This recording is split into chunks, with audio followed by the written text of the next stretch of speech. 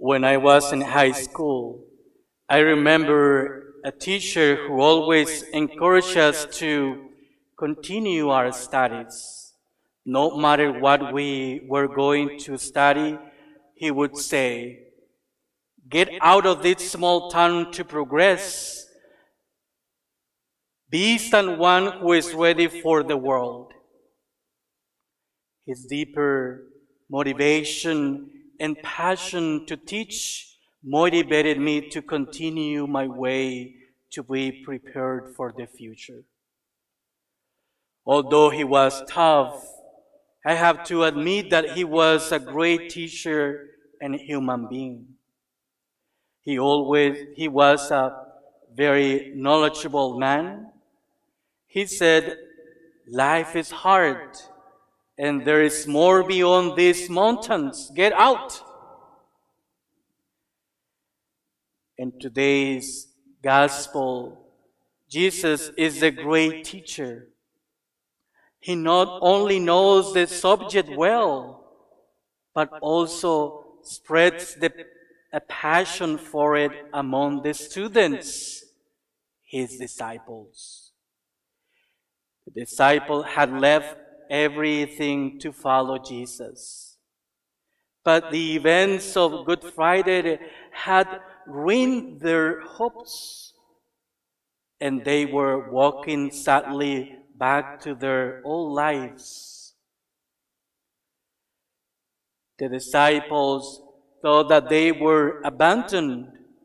However, when they met a stranger on the road to Emmaus, they opened their eyes, and suddenly their heavy hearts were burning again, so much so that they retraced their 7 miles journey in the dark without complaint. If we truly wish to follow Christ, He will lead us as no one ever could. If we attentively listen to Him, He will stir up our hearts with a wisdom this world can ever give. Christ, the teacher, the risen one, was recognized at the breaking of the bread.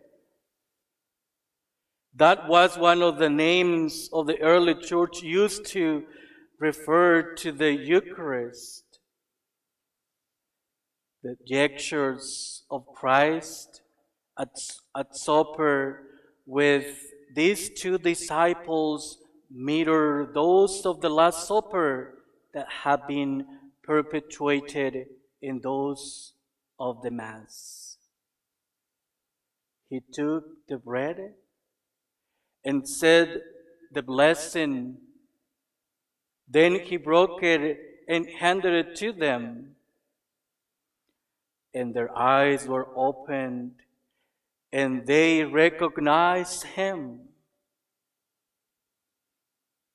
Do you recognize Him in the Eucharist? Do you want to discover the riches of life in communion with Him? He teaches us how. Come to Him in the Eucharist. Although, as we say in the spiritual communion, since many of you are at home these days, since I cannot now receive you sacramentally, come at least spiritually into my heart. Our primary encounter with Christ in the Eucharist takes place through the sacrifice of Mass for us here and now. Notice how closely the structure of Mass follows the structure of this encounter between Christ and the disciples on the road to Emmaus. Christ comes to meet them on the road. Through the priest, Christ comes to meet you right where you are. In the midst of your sorrows and joys, He is present, valiant, behind the personality of the priest. But really there through the sacrament of the holy orders. Finally, Christ joins them for the evening meal and breaks the bread with them. Here is the second part of Mass, the Eucharist, the Eucharistic prayers, the consecration of the bread and wine into Christ's body and blood, and the reception of Holy Communion. To have the privilege of participating in the celebration of the Eucharist is to encounter the crucified and risen Lord and to let Him set our hearts on fire. Even though many of you cannot receive it now, we are praying for the end of this critical situation.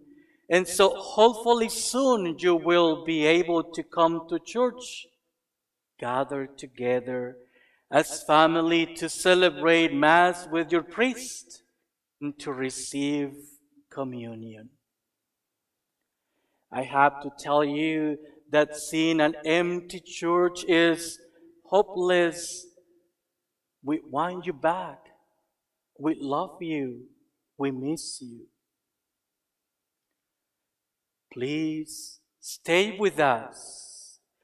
The disciples said to Jesus, they urged Him, and He who did not stay in the tomb would stay with the disciples at Emmaus. So what happened in Emmaus didn't stay in Emmaus. We know that. So the one who comes to us in words and sacrament longs for us to share this most intimate encounter. He must not vanish from our sight when we walk away from the table. Therefore, what happened at Mass cannot stay at Mass. One of the dismissals we say at the end of Mass is, go forth to preach the gospel of the Lord. Now, you and I are sent to do our duties as believers. What happened at Mass cannot stay at Mass. I know there is another phrase that we have heard which goes the other way around. Christ, I have been chosen to follow you. Lord, no one else. I know it is only because you called me, but I have made a choice. You didn't force me. And I want to be true to that choice.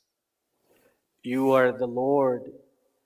You are the fount of wisdom, forgiveness, love, and life that fills the world with whatever goodness it has. Make me a channel of you, peace and grace, and a riverbed for your following fountain.